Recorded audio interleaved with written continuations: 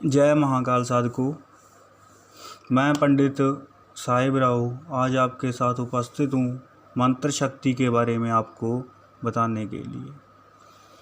आपको मैं बताऊंगा मंत्र साधना कैसे करें, मंत्र को सिद्ध कैसे करें, 10 महाविद्याएं कैसे हासिल करें।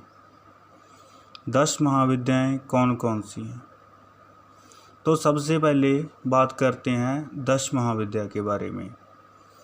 साधकों, अगर आपको कोई भी मंत्र सिद्ध करना चाहते हैं तो आपको मेरी हर वीडियो पूरी देखनी होगी, क्योंकि हर वो छोटी से छोटी चीज़ जो मंत्र सिद्ध करने के लिए ज़रूरी है वो छूट गई तो मंत्र सिद्ध नहीं होता। यही हम सबसे बड़ी भूल कर जाते हैं। बहुत से उच्च कोटि के साधकों ने इसके बारे में बहुत सी वीडियो बनाई हैं, पर वो हम ही गलती कर जाते हैं कि उनकी हर बात को ध्यान से नहीं सुनते और विधि अधूरी रह जाने के कारण हमारा मंत्र है जो सिद्ध नहीं होता। तो उम्मीद करता हूँ कि आप चैनल को अभी सब्सक्राइब कर लोगे और हर वीडियो बड़ी ध्यान से देखोगे। बेल आइकन अभी दबा दें ताकि आपको मेरी वीडियो उसी वक्त मिल जाए और आपकी मंत्र सिद्ध करने में उपयोगी हो। साधकों, 10 महाविद्याएं कौन कौन सी हैं, पहले उसके बारे में बात करते हैं। साधकों, काली माँ, तारा, भुवनेश्वरी, भैरवी, छिन्नमस्ता, धूमावती, बगलामुखी, मातंगी, कमला और महाविद्या, ये सभी विद्याएं मिलकर 10 महाविद्याएं कहलाती हैं।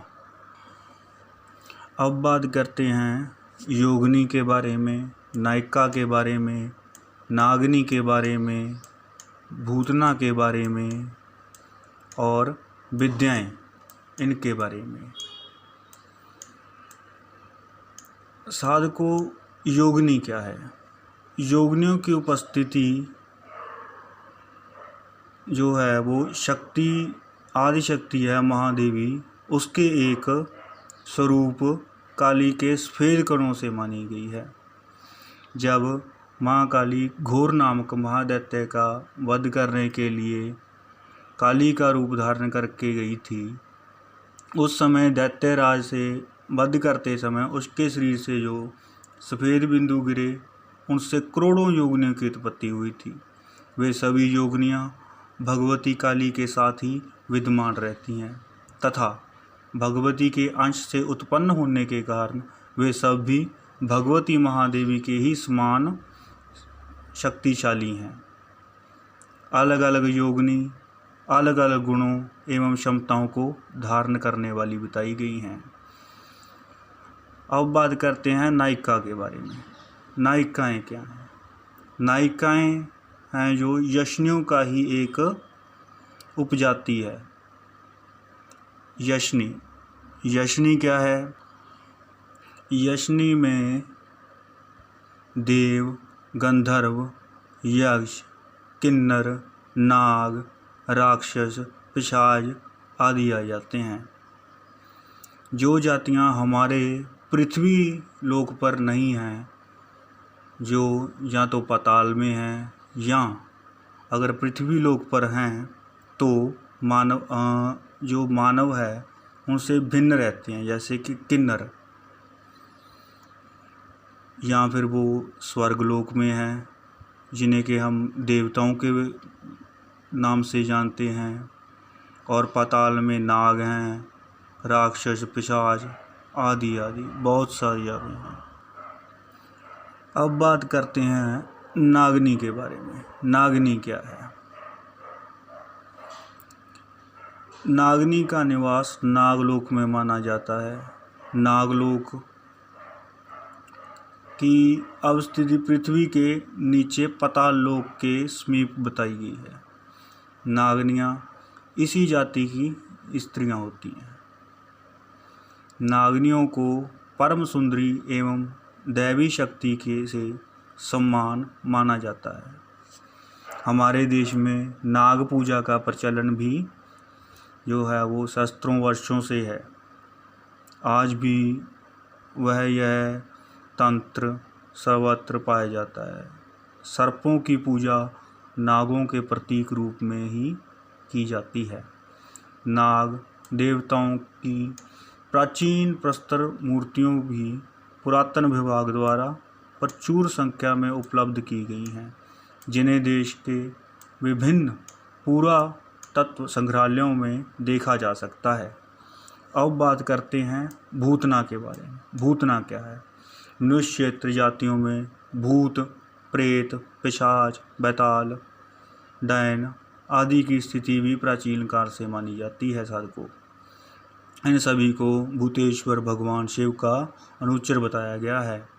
इनकी स्त्रियां भूतनी, प्रेतनी, पिशाचनी, बैतालिनी आदि भगवती शिवा की अनुचरी है और उन्हीं के साथ निवास करती हैं।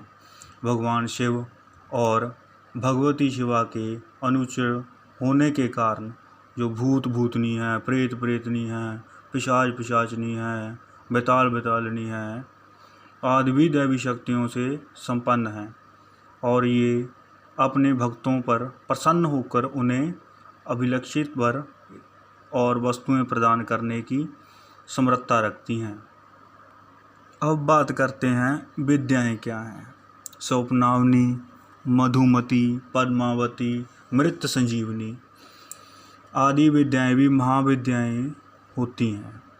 आदिशक्ति की विभिन्न प्रकारों से आराधना की जाती है। सिद्ध हो जाने पर ये विद्याएं साधक को अभिलषित वस्तु, जो अलग अलग वस्तुएं हैं जिनके बारे में साधक सोचता है, लेना चाहता है, वो सब उसे प्रदान करती हैं।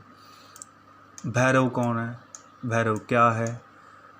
जो भैरव है, भैरव को भगवान शिव का प्रधान सेवक तथा उन्हीं का प्रतिरूप कहा गया है। वे भगवान शिव के अन्य अनुचर भूत प्रेत आदि गणों के अधिपति हैं। उनकी उत्पत्ति भगवती महामाया की कृपा से हुई है। अतः वे भगवान भूतनाथ महादेव एवं भगवती महादेवी के अनुरूप ही शक्ति तथा समर्थवान हैं। अब बात करते हैं साधकों, जो पूजा सामग्री है वो कौन कौन सी यूज होती है मंत्र सिद्ध करने के लिए। यक्षिणियों, भैरवी, योगिनी, महाविद्या जो आदि की पूजा तथा होम की विधियों में अनेक स्थानों पर साधकों मांस, मदिरा आदि के प्रयोग का भी उल्लेख हुआ है।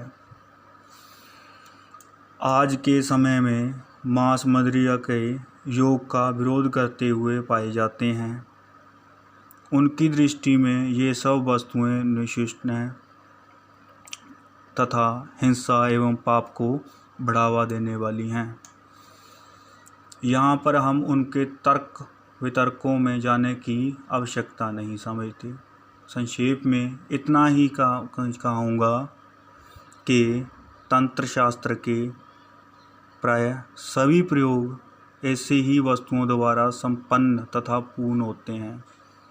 जो लोग इन वस्तुओं के प्रयोग के विषय में रुचि रखते हैं उन्हें तंत्र साधना की दिशा में अग्रसर ही नहीं होना चाहिए।